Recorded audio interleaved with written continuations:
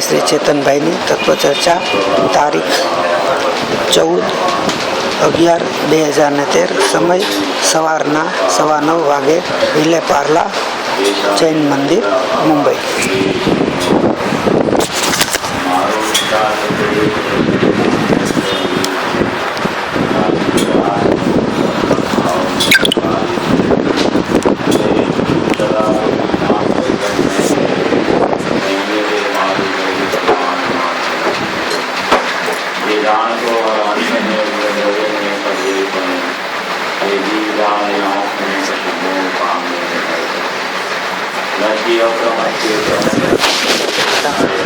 તારીખ 14/11/2013 સમય સવારના 9:15 વાગે વિલે પાર્લા મંદિર મુંબઈ.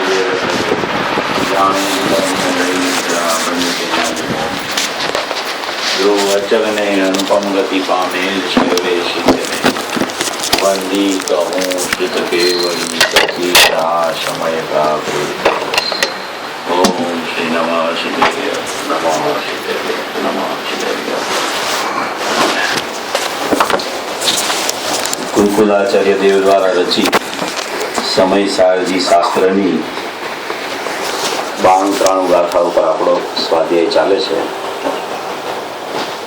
92મી ગાથા જે છે એમાં એમ કહેવા માંગે છે કે અજ્ઞાનથી જીવ કર્મનો કરતા થાય છે અને અજ્ઞાનથી કર્મની ઉત્પત્તિ થાય છે. અને 93 ગાથામાં એમ કહે છે કે જ્ઞાનથી કર્મની ઉત્પત્તિ થતી નથી. તો અજ્ઞાન અનાદિનું જે જીવની એક સમયની પર્યાયમાં બહિર્લક્ષ્ય ચાલે છે તેનાથી ભાવ કર્મની ઉત્પત્તિ થાય છે. અને જ્યાં એને પોતાનો સ્વભાવ સમજાઈ જાય છે, પોતાનું અસ્તિત્વ ખ્યાલમાં આવી જાય છે, પોતાની વસ્તુ જે અનાદિ અનંત ધ્રુવ રહેલી છે એ જ્યાં ખ્યાલમાં આવી જાય છે ત્યાં એને જ્ઞાન પ્રગટ થઈ જાય છે. જ્ઞાન પ્રગટ થાય છે તો એ સમયે જે અજ્ઞાનથી કર્મની ઉત્પત્તિ થતી હતી તે જ્ઞાન પ્રગટ થતા કર્મ એટલે ભાવ કર્મની ઉત્પત્તિ થતી જ નથી. તેને એમ કહેવાય છે કે આને ભાવ કર્મને દૂર કર્યા, રાગાદી ભાવોને દૂર કર્યા, મિથ્યાત્વ આદિ રાગ દ્વેષ મોહના ભાવો જે હતા એની પર્યાયમાં પ્રગટ ન થયા. તો પર્યાયમાં જે વિભાવ ભાવો પ્રગટ થાય છે અને વિભાવ ભાવો પ્રગટ નથી થતા એનું કારણ પણ અહીંયા અજ્ઞાન અને જ્ઞાનથી સિદ્ધ કર્યું છે. તો ખરેખર તો અજ્ઞાન એટલે શું છે અને જ્ઞાન એ શું છે એ જ સમજવાનું છે. કારણ કે અજ્ઞાનના નિમિત્તે ભાવ કર્મ એટલે રાગાદી ભાવ ઉત્પન્ન થાય છે અને જ્ઞાનના નિમિત્તે રાગાદી ભાવોની ઉત્પત્તિ થતી નથી. તો આપણી ભાવના એવી હોય છે કે રાગાદી ભાવો ત્વરિત દૂર થઈ જાય. તો રાગાદી ભાવોને દૂર કરવા માટે રાગાદી ભાવોને દૂર કરવાનો પ્રયત્ન કરવાનો નથી. કારણ કે રાગાદી ભાવોને કોઈ દૂર કરી શકતું નથી. પ્રગટ થયા પછી રાગાદી ભાવો એક સમયની પર્યાયમાં પ્રગટ થઈ જાય છે. પછી કોઈ જીવ એને એ સમયે દૂર નથી કરી શકતું. પછી બધી વાત બીજા સમય ઉપર જાય છે. બીજા સમયે પણ રાગાદી ભાવો ઉત્પન્ન થાય તો એને કોઈ દૂર કરી નથી શકતું. પણ રાગાદી ભાવો ઉત્પન્ન જ ન થાય એવી જો કોઈ પ્રવૃત્તિ, એવી સમજણ, એવી દ્રષ્ટિ એની બની જાય તો રાગાદી ભાવોની ઉત્પત્તિ જ ન થાય. તો એને એમ કહેવાય કે આ જીવે રાગાદી ભાવોને દૂર કરી દીધા. અનાદિથી પોતાના સ્વભાવના અજ્ઞાનને કારણે પૂજ્ય ગુરુદેવ શ્રીમાં આજે આ બેન શ્રીના બોલ ઉપર જે બોલ ચાલ્યા ને એટલા બધા અદભુત બોલો ચાલે છે અત્યારે કે જ્ઞાની હોય છે એ જ્ઞાની એટલા પોતાના ચૈતન્ય રસમાં ડૂબેલા હોય છે કે એને કોઈ પણ વાત આવે એ ચૈતન્ય રસથી તરબોળ થઈને જ એ વાત કર્યા કરે છે. એટલા બધા એની ધ્રુવતામાં અભિન્નપણે વર્તી રહ્યા છે કે એને કોઈ પણ વિષય ચાલતો હોય, કાંઈ પણ વાત ચાલતી હોય, વિભાવની વાત ચાલતી હોય, તો એ સ્વભાવની અસ્થિથી વાત કરીને વિભાવને દૂર કરવાનો પુરુષાર્થ જગાડતા હોય છે જીવોને. ચૈતન્ય મહેલને તાળા મારી દીધા છે જીવે. એ ચૈતન્ય મહેલના તાળાને ઈ ખરેખર તાળા મારીને એવી રીતે બેઠો છે કે જાણે ચૈતન્ય પણ કાંઈ છે જ નહીં. અને વર્તમાન પર્યાયમાં જો એમ કે ચૈતન્ય ભાવ પ્રગટ ન થાય તો મારી ધ્રુવતા ખતમ થઈ ગઈ છે, એવી એને ભ્રમણા થઈ ગઈ છે. આનાથી પર્યાયમાં વિભાવ વર્તતો હોવા છતાં એનું જે ત્રિકાર અસ્તિત્વ છે, એનું જે પરમ પારિણામી ભાવ લક્ષણે લક્ષિત એવો જે ધ્રુવ પરમાત્મા છે, એવો કારણ સમયસાર સ્વરૂપ અભેદ અખંડ આત્મા છે, એમાં કદી કશું પણ થતું જ નથી. અને એ ચૈતન્ય પરમાત્મા સદા એવો ને એવો વિદ્યમાન છે. જ્યારે દર્શન લેવા તત્પર થાય ત્યારે દર્શન લેવા તૈયાર છે, પણ જીવ દર્શન લેવા તૈયાર થતો નથી. ભગવાનની પ્રતિમા અહીંયા સિમંદર ભગવાનની બિરાજમાન છે. એ સિમંદર ભગવાનની પ્રતિમાના રોજ જીવો દર્શન કરવા આવે છે. કોઈ જીવ 4 દિવસ 8 દિવસ અહીંયા ન આવી શકે કોઈ કારણસર, અને પછી 9મે દિવસે આવે તો ચૈતન્ય પ્રતિમા કોઈ દિવસ મોઢું ફેરવતી નથી કે ભાઈ તું કેમ આટલા દિવસથી આવતો નહોતો. એ તો સદાય દર્શન દેવા તૈયાર છે, દર્શન લેવા વાળો હોવો જોઈએ. અને આચાર્ય ભગવાન તો ત્યાં સુધી પાછા કહે છે કે તારી પર્યાય તારા આત્માના દર્શન કરી રહી છે, પણ તું સ્વીકાર નથી કરતો. વાત તો બહુ ટૂંકી છે, વાત ખરેખર બહુ થોડી છે.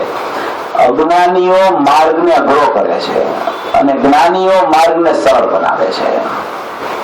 પૂજ્ય ગુરુદેવ શ્રીની આપણે કેસેટ સાંભળીએ ને તો આપણને એ કેસેટ સાંભળીએ તો ધ્રુવ તરવરવા માંડે. આમ ધ્રુવ જ દેખાય, ચૈતન્ય પણ દેખાય, જ્ઞાયક દેવ જ દેખાય, અખંડ પરમાત્મા દેખાય, અભેદ પરમાત્મા દેખાય, શાશ્વત ધ્રુવ પણ દેખાય. એવી એની વાતની પણ ચમત્કારિકતા એવી છે. ક્યાંય ને ક્યાંયથી સીધો ત્યાં લઈ આવીને બેસાડી દે, ક્યાંય ને ક્યાંયથી ત્યાં લઈ આવીને બેસાડી દે. જે બધું ચાતક પક્ષી હોય ને એ દરિયા ઉપર કેટલાય છે ને રાઉન્ડ મારતું હોય, પણ એ રાઉન્ડ મારતા મારતા બેસી જાય પાછું વહાણ ઉપર, પાછું રાઉન્ડ મારીને પાછું ત્યાં બેસી જાય, પાછું રાઉન્ડ મારીને પાછું ત્યાં બેસી જાય. કારણ કે એનું મૂળ સ્થાન તો ઈ છે. એ ગમે એટલું ફર્યા કરે પણ એ ફરવામાં એને સંતોષ જ નથી, એટલે એ પાછા એના ગંતવ્ય સ્થાન ઉપર આવીને બેસી જાય છે. એમ જ્ઞાનીની દ્રષ્ટિ એવી ચોટી ગઈ હોય છે જ્ઞાયક ઉપર કે વિભાવના પરિણામ વર્તતા હોય તો એનું જ્ઞાન વર્તે, અસ્થિરતાજન્ય પરિણામ થાય, પણ એ પાછા ત્યાંથી ઉપયોગ બહાર હોય ત્યાંથી ખસીને પાછા સદુપયોગ રૂપે પરિણામે ત્રિકાળી જ્ઞાયકની સન્મુખ થઈ જાય. આવી જ્ઞાનીની એક એવી મહાનતા હોય છે અને એની વાણીમાં પણ આમ નીતરતો ભગવાન આત્મા દેખાય આપણને. ગુરુદેવ શ્રીની વાણી સાંભળીએ ને અને ગુરુદેવ શ્રીને આમ પ્રત્યક્ષ જોઈને તો ચારે અનુયોગ ભીતરતા દેખાય એનામાં. ચારે અનુયોગનું તાત્પર્ય જે વિતરાગતા છે એવા વિતરાગી પુરુષ અને એની દિવ્ય ધ્વનિવત વાણી એ સાંભળતા એમ થાય કે આ તો વિતરાગતાનો સ્ત્રોત જડે છે અંદરથી. એવી આ પૂજ્ય ગુરુદેવ શ્રીની અપૂર્વ દેશના એની અપૂર્વ વાણી છે કે એને પૂજ્ય ગુરુદેવ શ્રીને જોતા એમ દેખાય કે દ્રવ્યાનુયોગની તો માસ્ટરી, સમયે સમયે કર્મની નિર્જરા, એનું ચારિત્ર તો ખરેખર એને જ કહેવાય કે અંદરની લીનતા. પણ બહારનો ચારિત્રનો પ્રકાર પણ એનો જો આપણે જોઈ તો ઘડિયાળને એના ટાઈમે ચાલવું પડે, ઘડિયાળના ટાઈમે એ ન ચાલે. અને બાહ્યની પણ એની શુદ્ધિ એવી, અને પ્રથમાનુયોગના એ પોતે પુરુષ. આવા ચારેય અનુયોગનો જે સંગમ જે થયો છે એ પુરુષમાં, એવા પુરુષની વાણીની દેશના આપણા કાન સમક્ષ આવી ગઈ. કોઈ એવા આપણા પુણ્ય યોગે પૂજ્ય ગુરુદેવ શ્રી તો અહીંયા ભરત ક્ષેત્રમાં ખરેખર આવે જ નહીં, પણ આપણા કોઈ એવા ભાગ્યની ઉત્કૃષ્ટતા હતી કે એ ખરેખર એને અહીંયા આવવું પડ્યું. બાકી એવા પુરુષનો અહીંયા જન્મ ન થાય. ભરત ક્ષેત્રમાં આવા પુરુષનું આવવું આગમન બને જ નહીં. પણ એટલા બધા ભવ્ય જીવોનો મેળો હતો અહીંયા કે સિમંદર ભગવાને એને મોકલા કે જાઓ તમે ભરત ક્ષેત્રમાં જઈ અને આ જે ભવી જીવો ત્યાં આડા આટા મારે છે એને આ તમે અહીંયા મોક્ષ માર્ગની વાત જે સાંભળેલી છે એ મોક્ષ માર્ગનું નિરૂપણ તમે ત્યાં જઈને કરો અને આ કુંકુલાચાર્યના માર્ગના ફેલાવો તમે ત્યાં જઈને કરો. તો ત્યાં એવા ભવી જીવો છે, એવા મોક્ષમાં જવા વાળા જીવો છે તો તમારી દેશના જ્યાં એના કાને પડશે ને ત્યાં એ ધ્રુવનું અવલંબન કરી, ધ્રુવની દ્રષ્ટિ કરી, ધ્રુવમાં લીનતા કરી, એનું જ્ઞાન કરી, ધ્યાન કરી, ભાન કરી અને મોક્ષ માર્ગમાં પ્રયાણ કરીને અલ્પકાળમાં મોક્ષમાં ચાલ્યા જશે. એના માટે સિમંદર ભગવાનને પૂજ્ય ગુરુદેવ શ્રીના એને મોકલા. પૂજ્ય ગુરુદેવ શ્રીની ઘણી સૂક્ષ્મ વાતો ઘણી વાર એની કેસેટોમાં આવે ને તો કોઈ જીવ એને પૂછે કે આ બધું ક્યાંથી આવે છે તો ગુરુદેવ શ્રી કે આ સિમંદર ભગવાન અંદરથી અમને બોલાવે છે. અમે સાક્ષાત આ વાણી ત્યાં સાંભળેલી છે અને એ સાક્ષાત વાણી સાંભળી અને અમારા ગર્ભમાં વાણી ઉતરી ગઈ છે અને એ વાણી ઉતરી ગઈ છે એ અહીંયા આવીને એનો આવિર્ભાવ થતા એ શબ્દ વર્ગના રૂપે બહાર આવી જાય છે. આવી આ પૂજ્ય ગુરુદેવ શ્રીની દેશના કે સર્વ આગમનો સાર ટૂંકમાં કહેવાની એની જે પદ્ધતિ કે ક્યાંય જીવ શાસ્ત્રમાં ક્યાંય ગોટે ન ચડી જાય. ઘણી પ્રકારનું વર્ણન શાસ્ત્રોમાં આવે પણ એ શાસ્ત્રનો મર્મ જ્ઞાનીના હૃદયમાં હોય છે. એ શાસ્ત્રનો મર્મ કાઢવો એ જ્ઞાની કાઢી શકે છે. અને એ પૂજ્ય ગુરુદેવ શ્રીએ કોઈ પણ ગાથા હોય એમાંથી સરળમાં સરળ અર્થ કાઢી અને એને સરળતમ કરી અને શ્રોતાઓની સમક્ષ મૂક્યો કે રાગદ્વેષ મોહના પરિણામ તો પૂતગલની સંપત્તિ છે ભાઈ. તું એને તારી માનીને બેઠો છો અનાદિથી. બીજાની સંપત્તિ એનો ઉપભોગ કરવાનો પ્રયત્ન કરવો એ તો મહાપાપી પડવું છે ભાઈ. તારી સંપત્તિ તારી પાસે અખંડ અખૂટ અક્ષય ખજાનો પડ્યો છે. જ્ઞાન આનંદ થી ભરેલા અનંત ગુણો તારી પાસે વિદ્યમાન છે. તારું ચૈતન્યનું નિદાન એટલું ભરપૂર છે, એવો અખૂટ ખજાનો છે, એવો અક્ષય ભંડાર છે કે ગમે તેટલી કેવળ જ્ઞાનની પર્યાયો પણ પ્રગટ થઈ જાય તો એમાંથી એક અંશ પણ ઘટતો નથી. એવી તારી નિજ નિધિ, એવી તારું ચૈતન્યપણું, એવો તારો ચૈતન્ય ભગવાન આત્મા, એવો તારો જ્ઞાયક દેવ, એવો તારો ધ્રુવ પરમાત્મા, એવો તારો ભૂતાર સ્વભાવ, અપરિણામી પરમાત્મા તારી પાસે અંદરમાં વિદ્યમાન છે. અને વિદ્યમાન છે એટલે એ જ તું છો, એ જ હું છું એનું નામ જ એની દ્રષ્ટિ છે. એ જ હું છું એનું નામ જ એનું જ્ઞાન છે. એ જ હું છું એનું નામ જ એની લીનતા છે. પર્યાય એની લીનતા કરે, પર્યાય એનું લક્ષ કરે, પર્યાય એની દ્રષ્ટિ કરે એ પણ ખરેખર ભેદની ચર્ચા છે. જ્યાં સુધી એવા ભેદમાં પણ જીવ ઉભોડીએ છે ત્યાં સુધી ભેદ રૂપી વિકલ્પો ચાલુ રહે છે અને એ વિકલ્પ છે, એ વિકલ્પનું ફળ દુઃખ છે અને દુઃખનું નામ સંસાર છે. એટલા ભેદમાં સંસારની ઉત્પત્તિ થાય છે. એક તરફથી જોયો તો પર્યાય અને દ્રવ્યના ભેદમાં સંસાર છે અને એ પર્યાય અંદરમાં ગુણ ભેદ જોવે તો પણ સંસાર છે. એવું અખંડ ધ્રુવ ચૈતન્યપણું છે, એવો અખંડ જ્ઞાયક દેવ છે, એવો અભેદ ચૈતન્ય પરમાત્મા છે, એવો શાશ્વત ચૈતન્ય પરમાત્મા છે, એવો ધ્રુવ ચૈતન્ય પરમાત્મા છે. એ અહીંયા માનું જાણું ગાથામાં જે એની વાત કરવામાં આવી છે એ એટલી બધી અપૂર્વ વાત છે, એટલી બધી અપૂર્વ વાત છે. આની શરૂઆત છઠ્ઠી ગાથાથી થઈ છે માનું જાણું ગાથાની. આમાં જે આવે છે કે રાગ દ્વેષ મોહ એ પૂતગલનો સ્વાદ છે. આ ભાવાર્થ છે, આમાં પહેલી લીટી છે કે રાગ દ્વેષ સુખ દુઃખ આદિ એટલે સુખ દુઃખની કલ્પના એવી જે અવસ્થા પૂતગલ કર્મના ઉદયનો સ્વાદ છે. રાગ દ્વેષ મોહ અને કલ્પનાના સુખ દુઃખ એ પૂતગલ કર્મના ઉદયનો સ્વાદ છે. તેથી તે શીત ઉષ્ણપણાની માફક, શીત ઉષ્ણપણું તો ન કર્મ છે, રાગ દ્વેષ મોહ છે એ દ્રવ્ય કર્મ છે, પણ અહીંયા એમ કે છે કે રાગ દ્વેષ સુખ દુઃખ આદિ અવસ્થા પૂતગલ કર્મના ઉદયનો સ્વાદ છે, તેથી તે શીત ઉષ્ણપણાની માફક પૂતગલ કર્મથી અભિન્ન છે. પૂતગલ કર્મથી એની અભિન્નતા છે, જીવથી એની અભિન્નતા છે જ નહીં.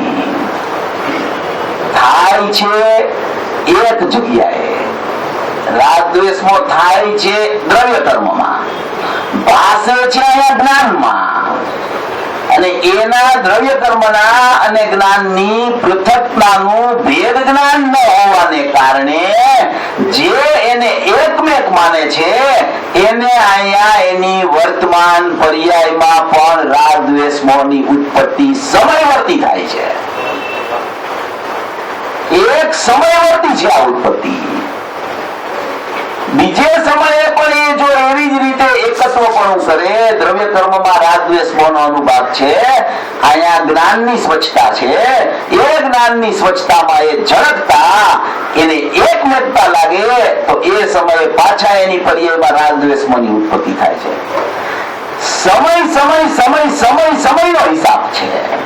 ત્રીજે સમયે ચેતી જાય કે રાગ દ્વેષ મોહ તો મારા છે જ નહીં, એ તો પૂતગલમાં છે, પૂતગલની સંપત્તિ છે, મારી સંપત્તિ તો જ્ઞાન છે, અને એ જ્ઞાનમાં તો અનુભૂતિ સ્વરૂપ ભગવાન આત્મા અનુભવમાં આવી રહ્યો છે, એવો જો એને ખ્યાલ આવી જાય તો એ સમયેની વર્તમાન પર્યાયમાં વિતરાગતાનો જન્મ થાય છે. રાગ દ્વેષ મોહ પર્યાયમાં થાય છે, પણ એ દ્રવ્ય કર્મનું લક્ષ બનાવીને ત્યાં વર્તે તો અહીંયા થાય છે. સમય સમય સમય કરીને અનાદિથી એવી રીતે વર્તતો આવ્યો છે. આ કોઈ જુદા પ્રકારનું ભેદ જ્ઞાન છે. છઠ્ઠી ગાથામાં જે પેલા પેરેગ્રાફમાં જે વાત આવી છે તેમાં આચાર્ય ભગવાને એમ લખ્યું છે કે સમસ્ત, હું વાંચું છું તમને, જીવ એવો છે કે જ્ઞાયક ભાવ શુભાશુભ ભાવ રૂપે પરિણમતો નથી, તેથી પ્રમત પણ નથી અને અપ્રમત પણ નથી. બરાબર? એટલે જ્ઞાયક ભાવ પ્રમત પણ નથી અને અપ્રમત પણ નથી, કારણ કે એ રૂપે કદી પરિણમતો જ નથી. એ અપરિણામી તત્વ છે. એ શુભાશુભ ભાવ રૂપે પરિણમતો નથી, માટે પ્રમત 1 થી 6 ગુણસ્થાન કે 7 થી 14 ગુણસ્થાન સુધી અપ્રમત ગુણસ્થાન રૂપ થતો જ નથી કદી. એ ગુણસ્થાન ગુણસ્થાનમાં છે, જ્ઞાયક જ્ઞાયકમાં છે. પછી આ વિષય આવ્યો છે કે તે જ સમસ્ત અન્ય દ્રવ્યોના ભાવોથી, તે જ સમસ્ત અન્ય દ્રવ્યના ભાવો એટલે પૂતગલના ભાવો, અન્ય દ્રવ્યના ભાવોથી ભિન્નપણે ઉપાસવામાં આવતો, અન્ય દ્રવ્યના ભાવો જે પૂતગલ છે એનાથી પોતાનું ભિન્નપણું છે, એવા ભિન્નપણે જો એની ઉપાસના કરવામાં આવે કે અન્ય દ્રવ્યથી મારો ચૈતન્ય પરમાત્મા ભિન્ન છે, એવી ઉપાસના કરવામાં આવે તો એને શુદ્ધ કહેવાય છે. હવે ગુરુદેવ શ્રી આમાં સ્પષ્ટીકરણ કર્યું છે કે અન્ય દ્રવ્યના ભાવો એટલે અહીંયા વિકારી ભાવોની ચર્ચા નથી, અહીંયા પોતાની પર્યાયમાં થતા આશ્રવની ચર્ચા નથી. અન્ય દ્રવ્યના ભાવો એટલે પૂતગલ કર્મના ભાવો. 8 જ્ઞાનાવરણથી 8 કર્મ, 9 કર્મ એને પૂતગલના ભાવો કહેવાય છે, એને અન્ય દ્રવ્ય કહેવાય. જો પોતાની પર્યાયની વાત હોય તો જીવ દ્રવ્યમાં થતા કહેવાય. અન્ય દ્રવ્યમાં થતા અન્ય દ્રવ્યના ભાવોથી ભિન્નપણે પોતાને ઉપાસવામાં આવતો શુદ્ધ કહેવાય છે. અન્ય દ્રવ્યના ભાવો પૂતગલના ભાવો, પૂતગલમાં દ્રવ્ય કર્મમાં એનો રાગ દ્વેષ મોહનો અનુભાગ છે, એવા ભાવો એનાથી પોતાના ચૈતન્ય પરમાત્માને ભિન્નપણે ઉપાસના કરે તો એની પર્યાયમાં રાગ આદિ ભાવની ઉત્પત્તિ જ થતી નથી. એટલે રાગ આદિ ભાવથી ભિન્ન પડવાનો પ્રશ્ન જ આવતો નથી. સ્વીકાર જ્ઞાનનો કરે, પોતાના જ્ઞાનની સ્વચ્છતાનો કરે, અને એ જ્ઞાનની સ્વચ્છતામાં બધું લોકાલોક ઝળકી રહ્યું છે અને જ્ઞાયક પણ ઝળકી રહ્યો છે. એ સ્વચ્છતામાં એ લોકાલોક તો એની સ્વચ્છતાની પ્રસિદ્ધિ કરે છે, જ્ઞાન લોકાલોકની પ્રસિદ્ધિ નથી કરતું. આ લોકાલોક અહીંયા ઝળકે છે તો અહીંયા જ્ઞાનની સ્વચ્છતા છે એની પ્રસિદ્ધિ લોકાલોક કરે છે.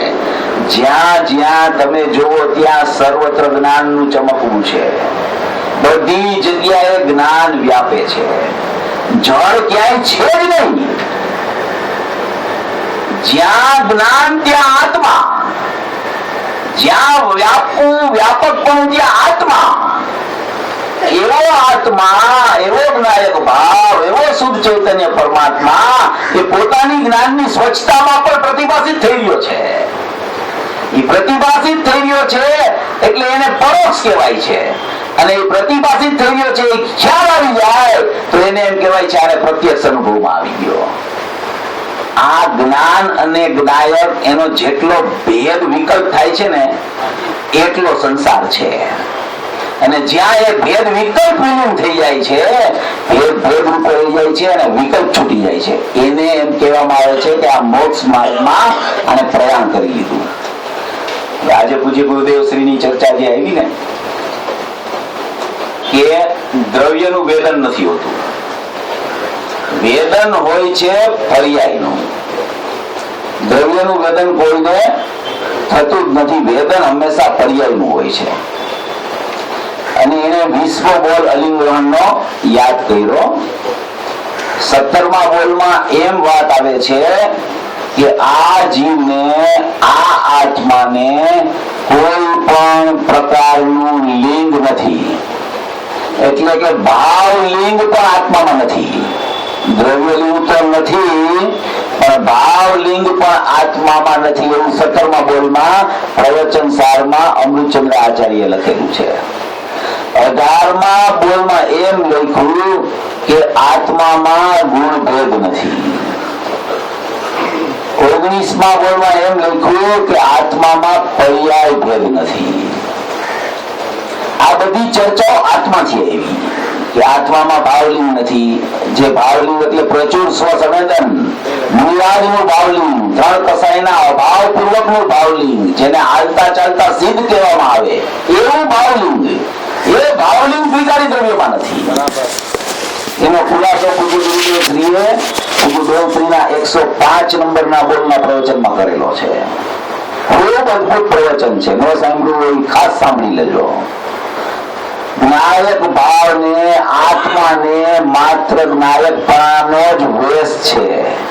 એને કોઈ પર્યાય વેશ નથી, કોઈ પર્યાયની અપેક્ષા નથી. આત્મા મુનિ છે કે આત્મા ભાવલિંગી છે એવી કોઈ અપેક્ષા જ્ઞાયક ભાવને લાવવો પડતી જ નથી. એવો જ્ઞાયક ભાવ એનો વેશ લઈને આત્મા બિરાજમાન છે. એટલે કે આત્મા જ્ઞાન વેશ લઈને બેઠેલો છે.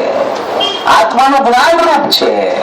આત્મા જ્ઞાન સિવાય કઈ છે જ નહીં. આત્મામાં જ્ઞાન કેતા અનંત ગુણો આવી જાય એમાં, પણ અસાધારણ ગુણ જ્ઞાન છે. જાણવું માત્ર જ્ઞાનમાં છે, બીજા કોઈ ગુણો જાણતા નથી. માટે જ્ઞાન જ સર્વસ્વ છે. તો 19મા બોલમાં પર્યાય ભેદનો નિષેધ કરીને 20મો બોલ જે આવ્યો ત્યાં 20મા બોલમાં પર્યાય પોતાની ખુમારી બતાવે છે કે તમે મને બધેથી કાઢી જ નાખો છો કે આનામાં આ નથી, આનામાં નથી, આનામાં નથી, એમ કરીને મારી તુચ્છતા સિદ્ધ તમે કરો છો. પણ હું તો મારાથી બળવાન છું, હું તો મારાથી પરિપૂર્ણ છું. મારે પરની અપેક્ષાનો તો કોઈ પ્રશ્ન જ નથી. પર સાથે તો મારે કઈ સંબંધ જ નથી. પણ પર્યાય એમ કે છે કે હું દ્રવ્યનું અવલંબન લઉં માટે શુદ્ધ થાવ એવી પરાધીનતા મારામાં નથી. હું તો મારાથી જ પરિપૂર્ણ છું. હું તો મારાથી જ શુદ્ધ છું. હું તો મારું અસ્તિત્વ મારામાં જ રહેલું છે. જ્ઞાયક સાથે મારું અનન્યપણું કહેવામાં આવે છે એ પણ ખરેખર વ્યવહાર ને ઉપચાર છે. હું તો મારા ક્ષેત્રને કદી છોડતી જ નથી. હું તો મારામાં રહીને જ હું એમ કહું છું કે હું જ પરિપૂર્ણ છું. મને કોઈ દ્રવ્યગુણની અપેક્ષા નથી. એવો 20મા બોલમાં પ્રકૃતિ જ્ઞાનનું કારણ એવું જે સામાન્ય દ્રવ્ય એના સિવાય શુદ્ધ પર્યાય તે આત્મા છે એવી પર્યાય પોતાની ખુમારી રજૂ કરે છે. હવે પૂજ્ય ગુરુદેવ શ્રીએ એમ કીધું કે અનુભવ પર્યાયનો હોય છે, દ્રવ્ય તો ધ્રુવ છે. તો એને આપણે એક દ્રષ્ટાંતથી સમજીએ, આમ ન સમજાય.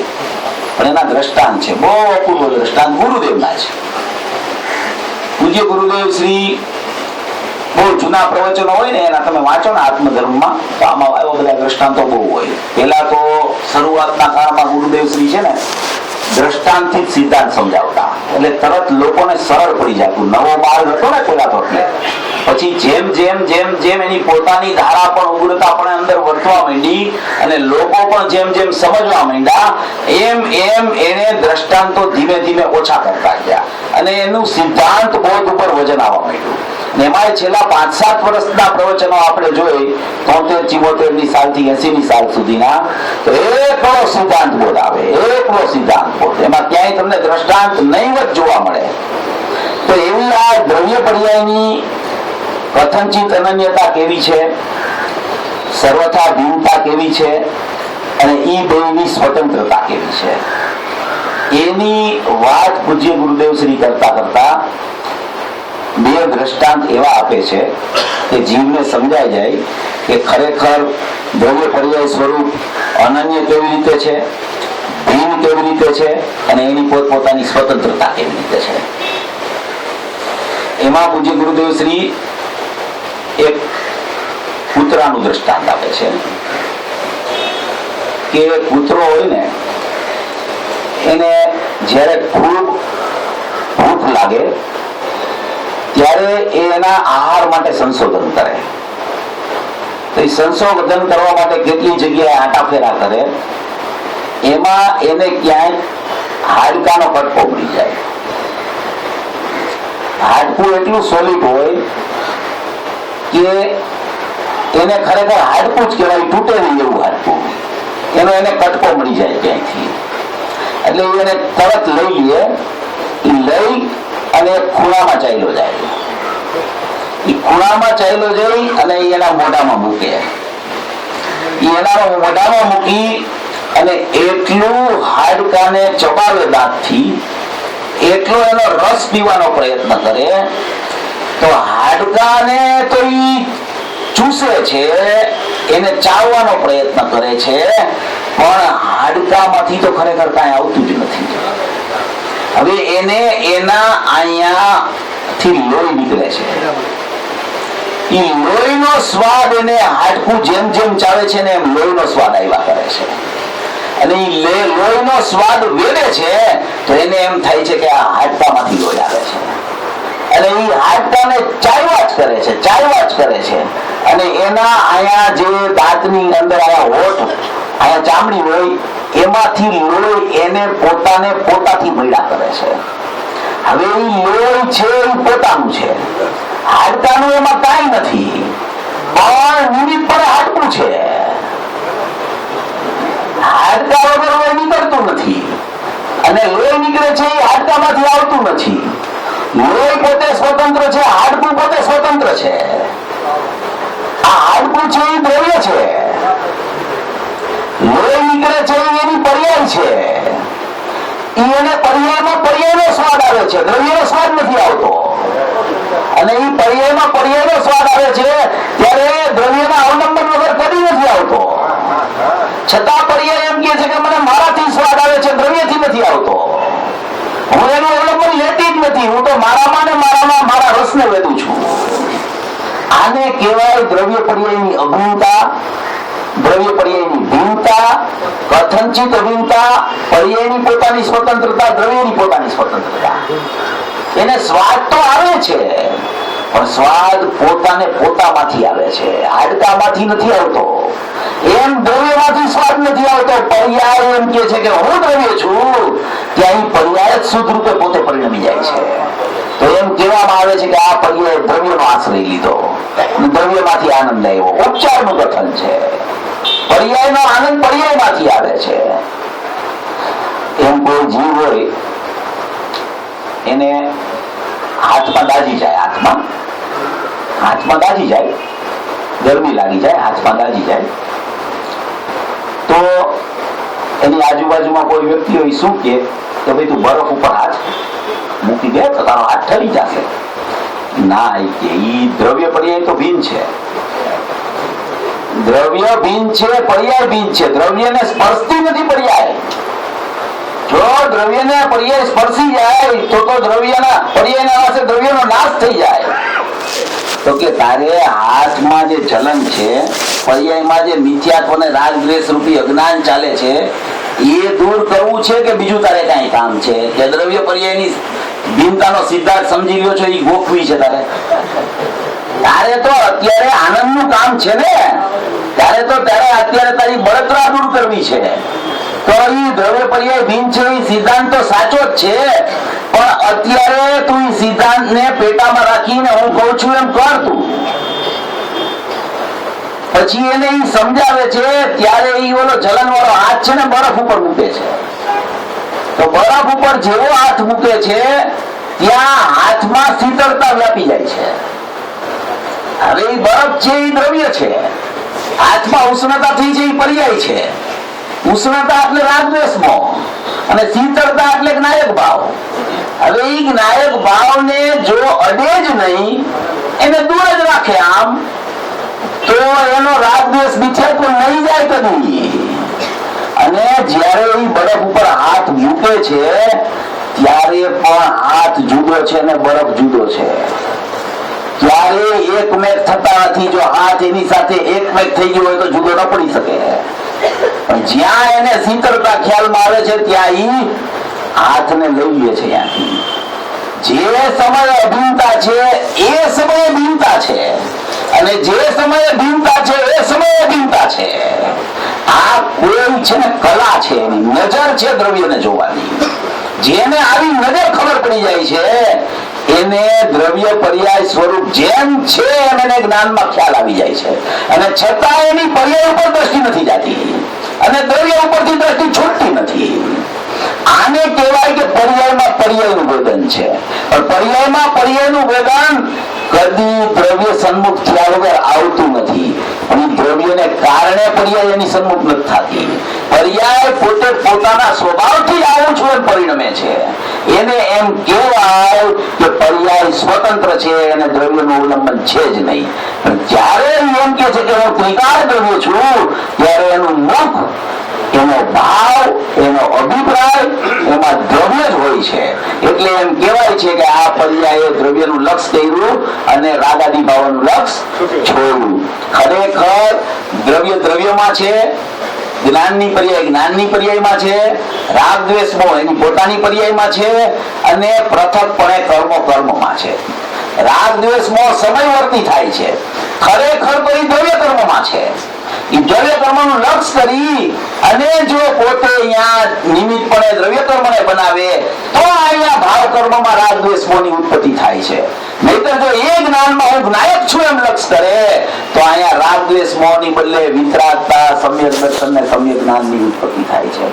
આ હિસાબ માત્ર સમયનો છે, આગળ પાછળ કાંઈ નથી. અનાદિનો અજ્ઞાની હોય તો પણ એ એક સમયમાં ખરેખર પામી શકે છે. કારણ કે પર્યાય એક સમયની છે, શ્રદ્ધાન એક સમયમાં થાય છે. ચારિત્ર ગુણની તો યોગ્યતા એવી છે કે ક્રમે ક્રમે ક્રમે ક્રમે છે ને પૂર્ણ થાય. જ્ઞાન પણ છે ને ક્રમે ક્રમે ક્રમે ક્રમે પૂર્ણ થાય. ચોથે સમ્યક જ્ઞાન થઈ જાય તો 13મે કેવળ જ્ઞાન થાય. ચોથે સ્વરૂપાચરણ ચારિત્ર થાય, પણ પછી સંયમ રૂપ ચારિત્ર આવે, પછી યથાખ્યાત ચારિત્ર આવે, અને પછી કેવળ જ્ઞાન, પછી અવ્યાબાદ ચારિત્ર આવે. તો એના 4 સ્ટેપ છે. કેવળ જ્ઞાનનું સ્ટેપ ચોથે થી 13મા સુધીનું છે, પણ શ્રદ્ધામાં કોઈ સ્ટેપ નથી. શ્રદ્ધા તો આ હું છું ત્યાં શ્રદ્ધા 100% સમ્યક થાય છે. બાકીના ગુણો ભલે અંશે સમ્યક થાય, પણ શ્રદ્ધામાં તો કોઈ ક્રમ નથી, અક્રમિક છે. આ હું છું એમ પરિણમી ત્યાં જ એની શુદ્ધ રૂપે પરિણામ વાળું ચાલુ પૂરું થઈ જાય. મને સમ્યક દર્શનની ઉત્પત્તિ થઈ જાય અને નિરંતર પ્રતિતિ ચાલ્યા કરે, નિરંતર પ્રતિતિ ચાલ્યા કરે. એવું આમાં આ ભાવાર્થમાં કહેવા માંગે છે. અને આ જે 92 ગાથા છે એ અજ્ઞાનની છે, અને એ જ શબ્દો બધા 93 ગાથામાં છે. આમાં પરને કરતો અને આમાં પરને નહીં કરતો, આમાં પરરૂપ થતો, આમાં પરરૂપ નહીં થતો. બે ગાથાના શબ્દો એક જ છે, પણ આ લક્ષ પોતાનું ક્યાં કામ કરે છે આખો આધાર એના ઉપર છે. એનો અભિપ્રાય શું ચાલે છે, જ્ઞાનીની વાણી સાંભળે, જ્ઞાનીની વાણીમાં જે આવે એમાંથી પોતાની વસ્તુ હોય ને એની તારવણી કરે ને તો એનું કામ થાય. જ્ઞાની તો બધી વાત કરે, જ્ઞાનીની વાતમાં તો સર્વાંગી 12 અંગનો સાર આવે. એ તો પર્યાયનું જ્ઞાન કરાવતા જ જાય કે તારી પર્યાયમાં વિભાવ છે, તારી પર્યાયમાં રાગદ્વેષમાં વર્તે છે, અજ્ઞાન રૂપી ભાવ ચાલુ છે, પણ તું તો ચૈતન્ય મૂર્તિ છો, તું તો જ્ઞાયક ભાવ છો, તું તો શુદ્ધ છો, ચૈતન્યના સ્વરૂપને તે તાળા પાડી દીધા છે એટલે રાગદ્વેષમાંની ઉત્પત્તિ થાય છે. હવે એ ખજાનો ખોલી નાખ. તો એ કહેવા એમ માગે છે કે તું આને સમજવાનો પ્રયત્ન કર. અનાદિથી તું પર્યાયને સમજી સમજી સમજી સમજી અને પર્યાય મૂંઢા પર સમયા. તું પર્યાય મૂંઢ થઈ ગયો છો, પર સમય થઈ ગયો છો. અને તારી વસ્તુ તને આટલી બધી સરળતાથી ને સહજતાથી જ્ઞાની પુરુષો બતાવે છે કે જે તને હાથમાં આ પ્રત્યક્ષ દેખાતી હોય એમ બતાવે છે, અને તારી દ્રષ્ટિ જાતી કેમ નથી? આ જ્ઞાનીઓને તો એમ થાય છે. જ્ઞાનીઓ જયારે વિકલ્પાત્મક દશામાં આવે છે ને, નિર્વિકલ્પતા અસંખ્ય સમય સુધી એની ચાલે. પ્રથમ સમ્યક દર્શન થયું હોય અને પછી ક્ષયક્ષમ સમ્યક દર્શન થાય અને નિર્વિકલ્પતા એની ચાલતા ચાલતા અસંખ્ય સમય ચાલતા ચાલતા એ વિકલ્પમાં આવે ને, તો એ વિકલ્પમાં એને પેલો પ્રશ્ન જ એવો થાય છે કે આ અનુભૂતિમાં આટલી વાર કેવી રીતે લાગી? આ તો બહુ સરળ હતું, આ તો સહજ હતું, આ તો મારી વસ્તુ હતી, આમાં પરાધીનતા તો કઈ છે નહીં, બહારથી તો કઈ લેવાનું નથી. જ્ઞાન બહારથી આવે છે, સુખ બહારથી આવશે, આનંદ બહારથી આવશે, એમ બહારમાં જ એનું જ્ઞાન નિમગ્ન થઈ ગયું છે. સમયે સમયે સમયે જ્ઞાનનું અજ્ઞાનત્વ કરીને ઇન્દ્રિય જ્ઞાન રૂપ જ્ઞાનને પરિણામ આવી અને 5 ઇન્દ્રિયોના જે વિષયો છે એમાં ઈ છે ને આંકડો થઈને ફરીને ફરે છે. એટલે આ મૂળ વસ્તુ છે એના ખ્યાલમાં જ નથી આવતી. અને ત્યાં ફરે છે જ્ઞાન એટલે ત્યાંથી પાછું ફેરવવાનો પ્રયત્ન જ કર્યા કરે છે. અને ત્યાં એટલા વિષયોમાં એને કાલ્પનિક સુખ લાગે છે એટલે એ જ્ઞાન ત્યાંથી પાછું ફરતું નથી. હવે એવી સ્થિતિના સમયે એવા તારે એ જો સમજી જાય કે મારી વસ્તુ તો ચૈતન્યમય છે અને મારા જ્ઞાનમાં તો અનુભૂતિ સ્વરૂપ ભગવાન આત્મા અનુભવાઈ ગયો છે અને હું તો જ્ઞાયક મૂર્તિ છું, હું તો જ્ઞાયક દેવ છું, હું તો શાશ્વત સુખથી ભરેલો આત્મા છું, હું તો અનાદિ અનંત છું, હું તો પરિપૂર્ણ છું, તત્વજ્ઞ છું, મારામાં અપૂર્ણતા છે જ નહીં, અશુદ્ધતા છે જ નહીં, એવો હું ચૈતન્યમય પરમાત્મા છું. એવો જો એને ખ્યાલ આવી જાય, જો એ ખ્યાલ આવી જાય ને તો એના વલણનો વેગ છે ને એ ફરી જાય. જે વલણનો વેગ આમ એકદમ વિપરીત ચાલતો હતો, એ જ્યાં એને થોડો ખ્યાલ આવવા માંડે ને ત્યાં એને જ્ઞાન તરવડવા માંડે કે આ બધું થાય છે એનો ખ્યાલ તો મને જ્ઞાનમાં આવે છે અને એ જ્ઞાન તો મારા આત્મામાંથી આવે છે અને એ જ્ઞાન જ્યાંથી આવે છે ત્યાં તો જ્ઞાનની ખાણ પડી છે. તો હું તો જ્ઞાયક ભાવ છું, હું તો જ્ઞાનમય પરમાત્મા છું, હું તો ચૈતન્ય પ્રતિમા છું, એમ જ્યાં એને ખ્યાલ આવે છે ત્યાં એનું બાહ્ય વલણ સહજમાં છૂટવા માંડે છે. એને પુરુષાર્થ કરીને છોડવું નથી પડતું, પુરુષાર્થ અહીંયા કરવાનો છે. બહારથી ઉપરને હટાવવાનો પુરુષાર્થ નહીં થઈ શકે. પોતાના ચૈતન્યને ઓળખવાનો પુરુષાર્થ ત્વરિતમાં થઈ શકશે કારણ કે એ પોતાની વસ્તુ છે. એટલે અહીંયા જલ્દી જલ્દી જ્ઞાન શ્રદ્ધાન જઈ શકશે. બહાર ચાલ્યું ગયેલું જ્ઞાન એ એક સમયનું છે, એને કોઈ ઈ સમયે પછી ફેરવી નથી શકતું. પણ એનો અભિપ્રાય જો કેળવાઈ જાય કે હું તો ધ્રુવ વસ્તુ છું, ચિદાનંદ વસ્તુ છું, અખંડ વસ્તુ છું, જ્ઞાયક ભાવ છું, એમ જો કેળવાઈ જાય તો એનું વલણ ત્યાં ચાલ્યું જાય છે. આવી પૂજ્ય ગુરુદેવની અપૂર્વ વાત છે. આપણે જે પરમ દિવસે કારણ સૂત્ર પર્યાયનો વિષય લીધેલો એના હું તમને 2-3 આધાર આપું છું. તમારે જો કોઈને એમાં રસ હોય તો એક 320મી ગાથા પૂજ્ય ગુરુદેવ શ્રીએ 20/8/70 નું પૂજ્ય ગુરુદેવ શ્રીનું પ્રવચન છે. એ ખાસ સાંભળવા જેવું છે. એમાં ઘણો વિસ્તાર પૂજ્ય ગુરુદેવ શ્રી આ વાતનો કર્યો છે. અને બાકી તો નિયમસારના પ્રવચનોમાં 3જી ગાથા, 10મી ગાથા, 11-12મી ગાથા, 15મી ગાથા, 75મો કળશ, 109મો કળશ, 77 થી 81 ગાથા, 50મી ગાથા, 38મી ગાથા, એ બધી ગાથાઓમાં પૂજ્ય ગુરુદેવ શ્રીએ કારણ શુદ્ધ પર્યાયના ધ્વનિને વ્યક્ત કરેલો છે. કારણ શુદ્ધ પર્યાય એક એવી વસ્તુ છે કે એ પોતાના ત્રિકાળી દ્રવ્યની પરિપૂર્ણતા સિદ્ધ કરે છે. જે દ્રવ્ય ગુણ દેખાય છે અને પર્યાય જે એને બારમાં વર્તતી દેખાય છે, તો એ બારમાં વર્તતી પર્યાય બધી પર્યાયો કર્મ સાપેક્ષ છે અને એક એવી નિરપેક્ષ પર્યાય એની પાસે અંદરમાં એક ધ્રુવપણે ધ્રુવની ધ્રુવતા લઈને રહેલી છે અને એ ધ્રુવની ધ્રુવતાથી આખું આત્માનું પરિપૂર્ણપણું પૂરું થાય છે. ધ્રુવ એનું દ્રવ્ય, ધ્રુવત્વ એના ગુણ અને ધ્રુવતા એની કારણસૂત્ર પર્યાય. આવું ધ્રુવ, ધ્રુવત્વ અને ધ્રુવતા એનું અભેદપણું એ આખો એક જ્ઞાયક ભાવ ઉપાદેયભૂત તત્વ અભેદ વસ્તુ દ્રષ્ટિનો વિષય છે અને એ દ્રષ્ટિનો વિષય છે.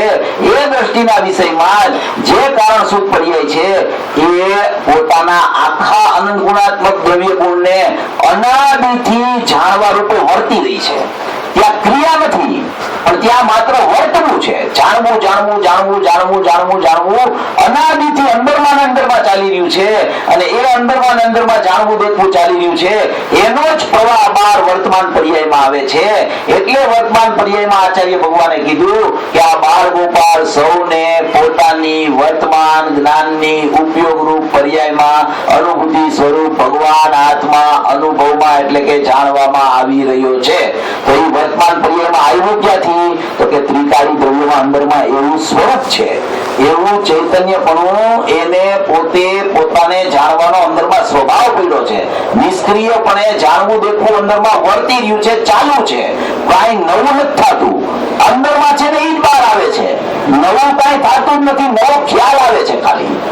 નવો ખાલી ખ્યાલ આવે છે કે આવું સ્વરૂપ હતું.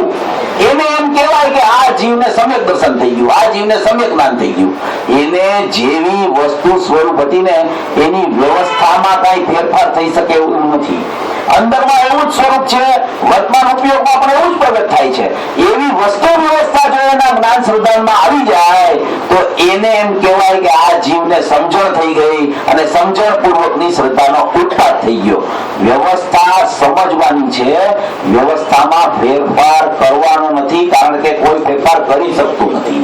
એટલે માત્ર જાણવું એનો સ્વભાવ છે, યથાર્થ સમજણ કરવી એનો સ્વભાવ છે, યથાર્થ નિર્ણય કરવો એનું નામ વાસ્તવિક પુરુષાર્થ છે અને યથાર્થ નિર્ણય પોતાના સ્વભાવનો કરવો એનું નામ ખરેખર પુરુષાર્થ છે.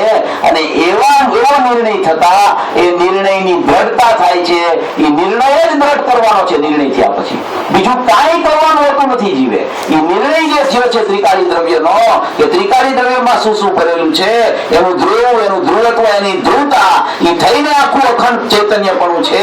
એવો જેને ખ્યાલ આવે છે, એવો જેને નિર્ણય થાય છે, એ જીવને પ્રતીતિ આવવાનો તરતમાં તરત અવકાશ છે.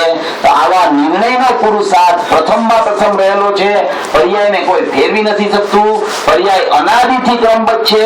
પોતાની પ્રત્યેક પર્યાય પોતાના દ્રવ્યમાં પારિણામિક ભાવે પોતાની અનુસૂચિથી ગૂંથાયેલી છે. એમાં કોઈ ક્રમનો ફેર પડી શકતો નથી. જે ક્રમમાં જે પર્યાય આવવાની હોય, જે દ્રવ્ય જે ક્ષેત્રે જે કાળે જે ભાવે જે ભવે જે નિમિત્તે જેમ થવાની હોય તેમ જ પર્યાય થાય છે. એમાં પરિણમન પરિવર્તન કોઈ એનું કરાવી શકતું નથી. અને ચૈતન્ય પરમાત્મા છે, એને જોવાનો પુરુષાર્થ ચાલે, એનો નિર્ણય થાય તો એ નિર્ણય પૂર્વક એનું શ્રદ્ધાન થાય અને થાય જ છે. આવો પૂજ્ય ગુરુદેવ શ્રીનો, આચાર્ય ભગવાનનો અને સર્વે જ્ઞાનીઓનો ઉપદેશ છે.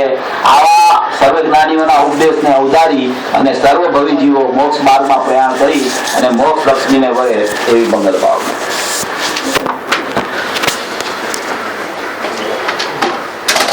આપણે ચેતનભાઈનો આભાર માની એ પહેલા આશાબેન પોતાનું વક્તવ્ય રજૂ કરશે. આશા, માઇક આપજો.